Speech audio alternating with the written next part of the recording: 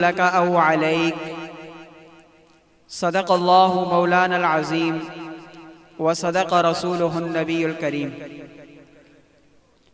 यही है वो किताब हक जिसे कुरान कहते हैं। यही है वो किताब हक जिसे कुरान कहते हैं। गर इसकी गहराई को पहचानो तो इसे फुरकान कहते हैं। न इधर भटको न उधर भटको ए गाफिल मुसलमानों, न इधर भटको न उधर भटको ए गाफिल मुसलमानों। यही है वो पयाम हक जिसे कलाम रहमान कहते हैं। मेरे इंतहाई वाजिबुल इहतराम हज़रात उलमाए किराम, मेहमानाने गिरामी, मुंतज़िमीन और आप सब हज़रात, अस्सलामु अलैकुम व रहमतुल्लाहि व बरकातुहू। इंतहाई मुख्तसर वक्त में अपनी हाजिरी लगाकर आपसे इजाज़त चाहूँगा। उलमाए किराम तशरीफ़ फरमा है, मेहमानों को सुनने के लिए हम भी तशरीफ़ लाए हैं। सबसे पहले मुबारकबाद के मुस्तहिक हैं वो बच्चे जिन्होंने आज कुरान मजीद हिफ्ज़ मुकम्मल किया, और फिर हज़रत मौलाना जावेदुल इस्लाम तौहीदी साहब जिनकी मेहनत से, काविश से ये सब आज देखने को मिला। अल्लाह ताला इनकी उम्र में बरकतें अता फरमाए और इनको दिन दुगनी रात चुगनी तरक्की अता फरमाए। कुरान मजीद के अंदर सबसे पहली आयत है अलिफ लाम मीम ज़ालिकल किताब। ज़ालिका इसमें इशारा है और किसी दूर की चीज की तरफ इशारा किया जाता है कि वो फलां चीज। लेकिन कुरान मजीद मेरे भी सीने में है, उलमाए किराम के सीने में है, और आप जितने अहबाब बैठे हुए हैं आप सब के सीनों में कुरान का कुछ ना कुछ हिस्सा मौजूद है। ये भी कुरान का सबसे बड़ा मौजज़ा है। सबके सीनों में कुरान मजीद का कुछ ना कुछ हिस्सा मौजूद है, और ये इस एतबार से इसका माना वो नहीं बनता बल्कि ये बनता है। तो ये दोनों एजाज अगर जमा किए जाएं तो हम यूं तर्जुमा करेंगे कि ज़ालिकल किताबो, ये वो किताब है। आज बच्चों ने कुरान मजीद पढ़ा, ज़ालिकल किताबो तो माना बना ये वो किताब है। इन बच्चों के उस्ताद ने कुरान मजीद पढ़ाया तो माना बना ज़ालिकल किताबो ये वो किताब है। इन बच्चों के उस्ताद ने अपने उस्ताद से ये कुरान पढ़ा, ज़ालिकल किताबो तर्जुमा बना ये वो किताब है। बानी दारुल देवबंद मौलाना कासिम नानोतवी रहमतुल्लाह अलैह ने जब इस कुरान को पढ़ा तो तर्जुमा बना ये वो किताब है। इमाम आज़म अबू हनीफा रहिमहुल्लाहु ताला ने जब ये कुरान पढ़ा तर्जुमा बना ज़ालिकल किताबो ये वो किताब है। अब्दुल्ला इब्ने मसऊद रज़ी अल्लाहु तआला अन्हु समेत सवालात सहाबाए किराम ने जब इस कुरान को पढ़ा, ज़ालिकल किताबो तर्जुमा बना ये वो किताब है। रिसालत मआब सल्लल्लाहु अलैहि वसल्लम ने जब इस कुरान को पढ़ा तर्जुमा बना ज़ालिकल किताबो ये वो किताब है। जिब्राईल अलैहिस्सलातु वस्सलाम कुरान को लेकर आते हैं, तर्जुमा बनता है ज़ालिकल किताबो ये वो किताब है। अर्शे मुहल्ला पे लोहे महफूज पे ये कलामुल्लाह की शक्ल में लिखा हुआ है, वहां से उठाएं पढ़ें तो ज़ालिकल किताब का तर्जुमा बनता है। ज़ालिकल किताबो ये वो किताब है। इससे भी पीछे जाइए, जब इस कायनात के अंदर कुछ भी न था, न जमीन थी, न आसमान था, न हवा, न फजा, न खला, न नबात जमादात, ये चरिंदे, ये परिंदे, ये दरिंदे, ये इंसान, ये हैवान, ये नूरी, ये नारी, ये अर्शी, ये फर्शी, अलगरस इस कायनात में रब्बे कायनात के सिवा कुछ न था। तब अगर इस कुरान का तर्जुमा किया जाए ज़ालिकल किताबो तो तर्जुमा यही बनता है ये वो किताब है। मैं तस्वरात की दुनिया में जाकर, आलमे लाहूत में जाकर अल्लाह रब्बुल इज्जत से पूछता हूं, इलाहुल आलमीन, आज इसका तर्जुमा ज़ालिकल किताबो ये वो किताब है बनता है। 1400 साल के बाद आज 17 फरवरी को यहां इस मस्जिद में बच्चों ने कुरान पढ़ा, तर्जुमा यही बना ज़ालिकल किताब। इलाहुल आलमीन ये फलसफा किया है, इलाहुल आलमीन इसमें गहराई क्या है बताइए तो सही। अल्लाह रब्बुल इज्जत जवाब देते हैं तस्वरात की दुनिया में आकर कि ये वो किताब है जो मैं उस नबी पर नाज़िल करूंगा, अपने उस महबूब पर नाज़िल करूंगा जिस महबूब को मैंने वजह कायनात बनाया, वजह तखलीक़े कायनात बनाया, वजूद वजह कायनात जो महबूब खुदा है, ये उस नबी पर नाज़िल होने वाली किताब है।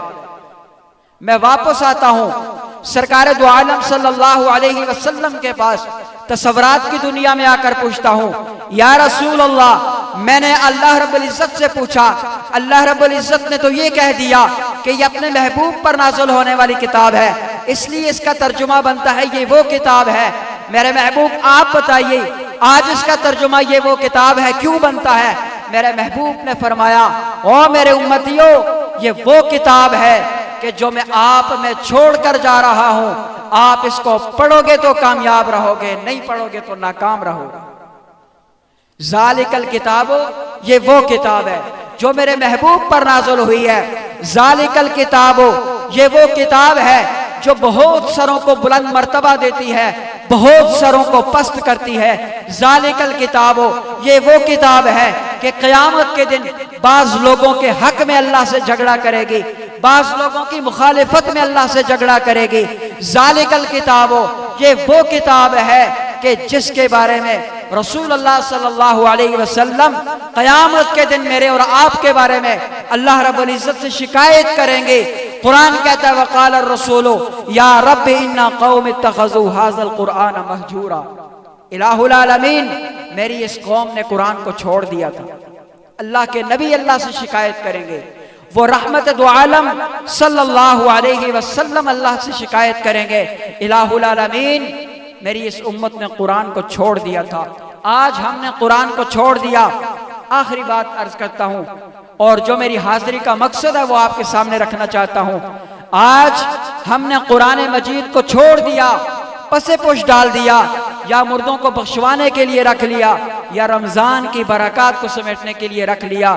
मेरे भाइयों, ये वो किताब है जिसके अंदर जिंदगी गुजारने के सारे रहनुमा उसूल मौजूद है। आपकी शादियां, आप जब शादियां करते हैं तो अगर मैं किसी गरीब आदमी से पूछूं कि आपने अपनी बेटी या बेटे की शादी की है, उस पर कितना खर्चा आया है, उसका जवाब 5 और 10 लाख रुपए की सूरत में आएगा। ऐसा ही है, गरीब से गरीब आदमी 5 से 10 लाख रुपए में अपने बेटे या बेटी की शादी करता है। क्यों? इसलिए कि ये जो रस्म और रवाज की लानत हमारे गले में पड़ी है, हमने इसको हर सूरत में अपनाना है, कुरान को नहीं पढ़ना। कुरान मजीद के अंदर 25 आयात ऐसी हैं, 25 आयात ऐसी हैं जो आपको निकाह की अहमियत बताती हैं, निकाह के फजाइल बताती हैं, और 5 आयात ऐसी हैं जो रस्म और रवाज को खत्म करने की आपको दावत देती है।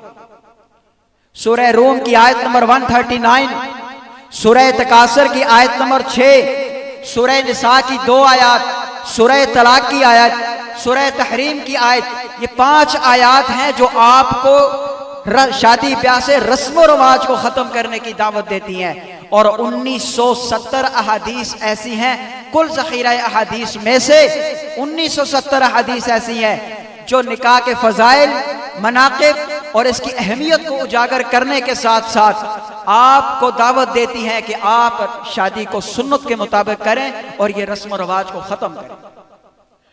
नबी पाक सल्लल्लाहु अलैहि वसल्लम की 11 शादियां हुई हैं।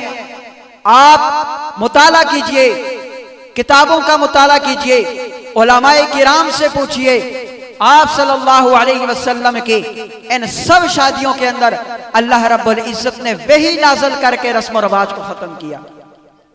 आयशा सिद्दीक़ा रज़ी अल्लाह तआला अन्हा की शादी में डोली की रस्म को खत्म किया। आयशा सिद्दीक़ा रज़ी अल्लाह तआला अन्हा की शादी के मौका पर डोली के आगे आगे लाइट जला करके जाया करते थे, इस रस्म को खत्म किया। सैयदा ज़ैनब बिन्ते जहश रज़ी अल्लाह तआला अन्हा की शादी के मौका पर 5 रस्मों को खत्म किया। सैयदा ज़ैनब जो आप सल्लल्लाहु अलैहि वसल्लम की बेटी हैं, उनकी शादी के मौका पर आप सल्लल्लाहु अलैहि वसल्लम ने 3 रस्मों को खत्म किया। सैयदा फातिमा रज़ी अल्लाह तआला अन्हा की शादी के मौका पर 2 रस्मों को खत्म किया। तफसील का वक्त नहीं है वरना मैं बताता। आप सल्लल्लाहु अलैहि वसल्लम के दौरे मुबारका के अंदर 1.25 लाख सहाबा इकराम ने शादियां की हैं। तवाफ करते हुए शादियां हो रही हैं, मैदान जिहाद के अंदर शादियां हो रही हैं, सुबह कुमार रात को कुंवारे सोए सुबह शादियां हो रही हैं। कोई ऐसा फंक्शन नहीं, कोई ऐसी तगोदो नहीं है कि जिसके अंदर आप आज के दौर की तरह वो देखें। हजरत अली रजी अल्लाह तआला अन्हु फरमाते हैं, रसूल करीम सल्लल्लाहु अलैहि वसल्लम ने फरमाया, अली 3 चीजों के अंदर जल्दी करो। एक, नमाज का वक्त हो जाए उसको जल्दी पढ़ो। दूसरा, जनाजा जब उसका वक्त हो जाए, तैयार हो जाए तो फौरन जनाजे को दफनाओ। और तीसरा, आपकी अगर बेटी या बेटा है जो निकाह के काबिल हो चुके हैं, फौरन उसका निकाह करो। हमारे यहां क्या होता है, हम देखते हैं अभी ये पांव पे खड़ा नहीं हुआ, अभी इसके जहेज की लानत का सामान तैयार नहीं हुआ, अभी इसके लिए मकान नहीं बना, नौकरी नहीं है, फला नहीं है, फला नहीं है। ये सब कुछ हमारे लिए मुश्किलात पैदा करने वाली चीजें हैं। उधर से जहेज की डिमांड, इधर से जेवर आ रहा है, उधर से मकान आ रहा है। ये कुछ भी नहीं है। अल्लाह की कसम, इस्लाम के अंदर सबसे आसान अगर कोई चीज है तो वो निकाह का अमल है। इसलिए कोशिश करें कि अपने निकाहों को आसान करें। ये जो जिना आम हो रहा है, ये हमारी रस्म और रवाज की वजह से हो रहा है। इसको खत्म करने में मैं और आप किरदार अदा कर सकते हैं। अल्लाह ताला से दुआ है कि अल्लाह ताला इन रस्म और रवाज को खत्म करने की हमें तौफीक अता फरमाए। वमा अलैना इल्लल बलाग।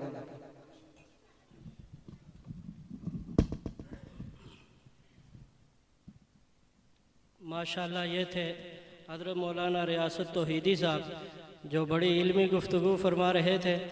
इनके बाद नाते रसूल मकबूल सल्लल्लाहु ताला अलैहि वसल्लम के लिए मुख्तसर वक्त के लिए मैं दावत दूँगा हज़रत मौलाना कारी खालिद साहब को, वो आएँ और नाते रसूल मकबूल सल्लल्लाहु अलैहि वसल्लम पेश फरमाएँ।